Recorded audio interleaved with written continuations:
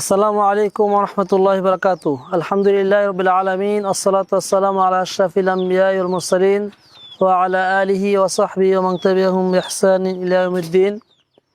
আমরা আজকে এখানে দাঁড়িয়ে রয়েছি বাংলাদেশের প্রত্যন্ত একটি জেলা, ময়মনসিংহ জেলা, মুক্তাগাছা থানা, রাজবাড়ী এলাকায়।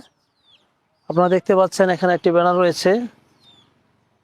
এখানে আবু হুরায়রা রাদিয়াল্লাহু আনহু মসজিদ ও মাদ্রাসা কমপ্লেক্স, বাংলাদেশ জমিয়তে আহলে হাদিসের দিক নির্দেশনায় আমাদের সম্মানিত প্রিয় দিনী ভাই মোহাম্মদ রুহুল আমিনের পরিচালনায় মাদ্রাসাটি প্রতিষ্ঠা করার জন্য ওনার সর্বাত্মক চেষ্টা করছেন। আপনারা জেনে খুশি হবেন যে আলহামদুলিল্লাহ এটা মুক্তাগাছার একদম শেষ প্রান্তের একটি এলাকা, কাঠবাউলা বাজারের পাশাপাশি।